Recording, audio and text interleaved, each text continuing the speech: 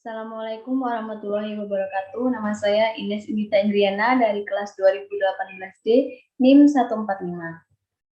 Di sini saya akan menjelaskan tentang cold weather illness dan beberapa penyakit yang termasuk pada cold weather illness. Cold weather illness merupakan penyakit yang dialami ketika suhu udara sedang dingin. Ini dia penjelasannya tentang cold weather illness.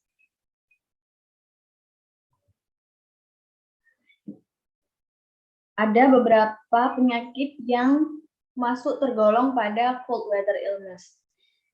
Sebenarnya ada banyak contoh penyakitnya, tetapi saya mengambil 3 sampel penyakit, yaitu yang pertama hipotermia, yang kedua frostbite, yang ketiga kaki parit. Saya akan menjelaskan satu persatu penyakit yang sudah saya sebutkan ini, mulai dari pengertiannya, gejalanya, dan bagaimana pertolongan pertama ketika seseorang mengalami penyakit tersebut. Langsung saja kita ke hipotermia. Apa sih yang Anda ketahui tentang hipotermia? Pasti kan sudah nggak asing ya dengan hipotermia. Hipotermia merupakan reaksi tubuh ketika terkena suhu dingin. Tubuh Anda mulai kehilangan panas lebih cepat daripada yang dapat diproduksi. Paparan dingin pada akhirnya akan menghabiskan energi yang tersimpan di tubuh. Suhu tubuh yang terlalu rendah mempengaruhi otak dan membuat otak tidak berpikir jernih. Atau juga dapat menyebabkan tubuh kita tidak bisa bergerak dengan baik. Apa saja sih gejalanya hipotermia ini? Gejala hipotermia dapat bervariasi sebenarnya, tergantung pada berapa lama Anda terpapar suhu dingin.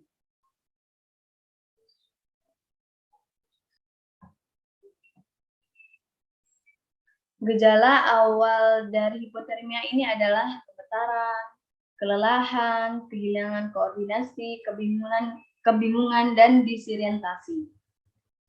Ini terjadi karena gejala awal tadi tidak langsung ada tindakan medis atau tindakan pertolongan pertama. Gejala terlambat ini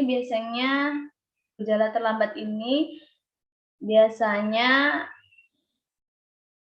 disertai dengan tidak menggigil, kulit menjadi biru, pupil terdilatasikan, denyut nadi dan pernapasan melambat, hingga hilang kesadaran.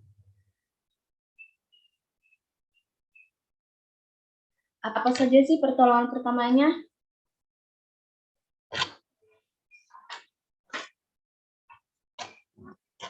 Pertolongan pertama yang dapat kita lakukan ketika seseorang mengalami hipotermia yaitu yang pertama yaitu meminta bantuan medis. Jika di situ tidak ada tenaga medis atau sedang kepepet lah istilahnya ya, kalian bisa melakukan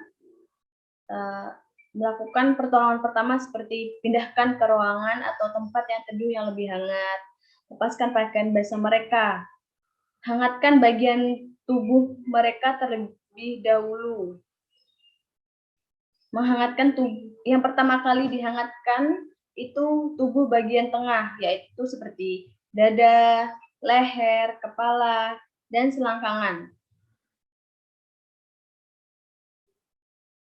Kalian bisa menghangatkan tubuh bagian tengah mereka dengan menggunakan selimut listrik. Selanjutnya yaitu minum minuman hangat yang dapat meningkatkan suhu tubuh mereka. Selanjutnya yaitu jika korban tidak memiliki denyut nadi, mulailah melakukan resutasi jantung paru. Itu jika kalian tidak langsung bertemu dengan medis. Itu yang bisa kalian lakukan ya teman-teman. Yang kedua yaitu frostbite. Apa sih frostbite? Frostbite merupakan cedera pada tubuh yang disebabkan oleh pembekuan. Frostbite dapat menyebabkan hilangnya rasa dan warna di daerah yang terkena. Frostbite juga dapat merusak tubuh secara permanen, dan kasus yang terparah adalah bisa saja dilakukan amputasi. Gejala frostbite yaitu berkurangnya aliran darah ke tangan dan kaki, mati rasa, kesemutan yang menyengat, sakit, dan kebiruan atau ember. Itu gejala lainnya ya teman-teman.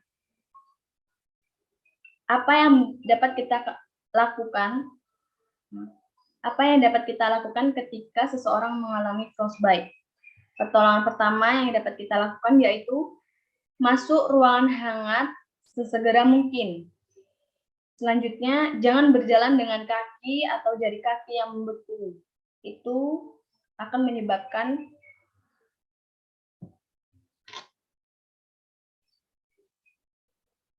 cedera yang lebih parah lagi. Yang selanjutnya yaitu rendam area yang terkena ke dalam air hangat, bukan air panas ya teman-teman, air hangat yaitu air setengah dingin dan setengah panas. Jangan menggosok atau menjilat area yang membeku. Biasanya kan ada ya kan teman-teman, orang kalau lagi kedinginan menjilat area yang kedinginan. Itu nggak boleh ya teman-teman kalau ada seseorang yang mengalami frostbite. Selanjutnya yaitu jangan menggunakan pemanas elektrik seperti pemanas ruangan listrik, pemanas menggunakan kompor, dan masih banyak lagi.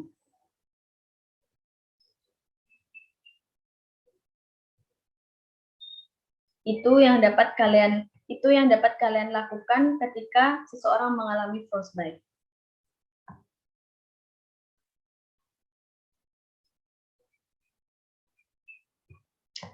Selanjutnya yaitu transfoot atau yang sering dikenal dengan kaki parit.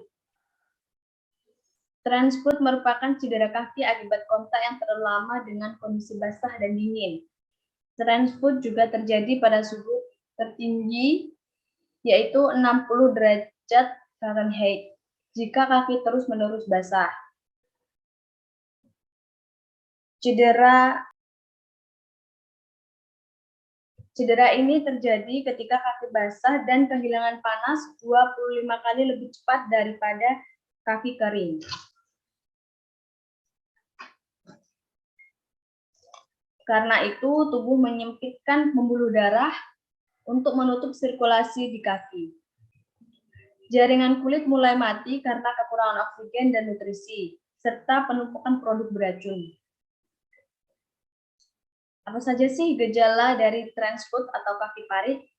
Gejalanya yaitu kemerahan pada kulit, mati rasa, kram kaki, sakit kesemutan, pendarahan di bawah kaki, kaki berubah menjadi ungu, biru, atau juga abu-abu.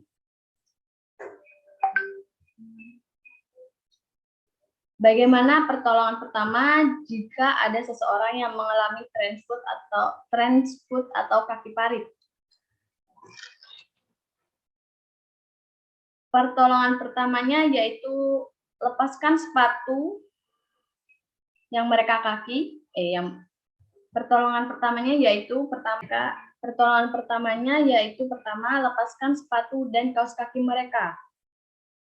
Keringkan kaki mereka. Hindari berjalan kaki. Itu yang bisa kalian lakukan ketika seseorang mengalami transfoot atau kaki parit ya teman-teman.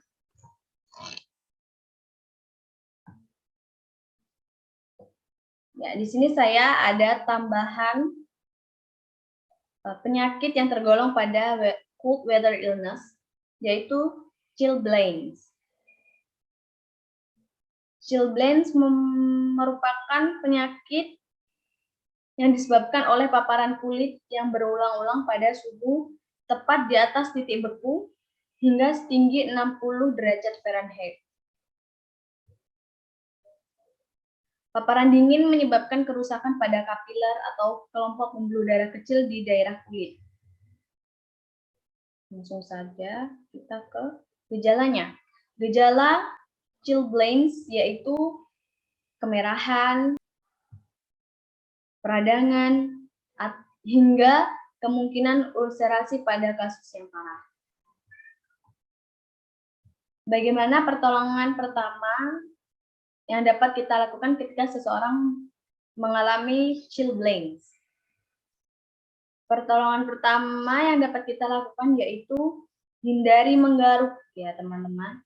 Hindari menggaruk, menghangatkan kulit secara perlahan, gunakan krim kortikosteroid untuk meredakan gatal dan bengkak. Yang terakhir yaitu jaga agar lecet dan bisul bersih dan tertutup. Itu yang dapat kalian lakukan ketika seseorang mengalami chilblains. Terima kasih sudah menonton video ini. Jika ada kurang lebihnya, saya meminta maaf. Semoga bermanfaat bagi yang menonton video ini. Saya akhiri. Wassalamualaikum warahmatullahi wabarakatuh.